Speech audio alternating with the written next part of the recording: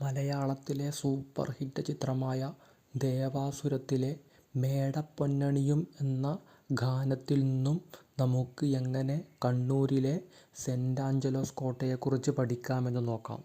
നമുക്കിതൊന്ന് മാറ്റിപ്പാടി നോക്കാം. എന്താണ് ആ വരികൾ? മേടപ്പൊന്നണിയും നീലപ്പൂക്കണിയായി കണ്ണൂർ കോട്ടയിലാകെ പരന്നല്ലോ. ഇത്ര മാത്രമേ നമ്മൾ നോക്കാനുള്ളൂ. എങ്ങനെ ഇത് കണക്ട് ചെയ്യും എന്ന് നോക്കാം. മേടപ്പൊന്നണിയും എന്ന് പറഞ്ഞാൽ ഫ്രാൻസിസ്കോ ഡി അൽമേഡ, മേടപ്പൊന്നണിയും അൽമേഡ. അപ്പോൾ ആ അൽമേഡയാണ് നീലജലനയം പ്രഖ്യാപിച്ചത്. മേടപ്പൊന്നണിയും നീലപ്പൂക്കണി ആയതുകൊണ്ട് അൽമേഡയാണ് നീലജലനയം പ്രഖ്യാപിച്ചത്. പിന്നെ എന്താണ് വരികൾ? കണ്ണൂർ കോട്ടയിലാകെ പരന്നല്ലോ എന്ന് പറഞ്ഞാൽ കണ്ണൂർ കോട്ട നിർമ്മിച്ചതും ഫ്രാൻസിസ്കോ ഡി അൽമേഡയായിരുന്നു. അതുപോലെ കണ്ണൂർ കോട്ടയുടെ മറ്റൊരു പേരാണ് സെന്റ് ആഞ്ചലോസ് കോട്ട. സെന്റ് ആഞ്ചലോസ് കോട്ട 1505 പണി തുടങ്ങിയത്.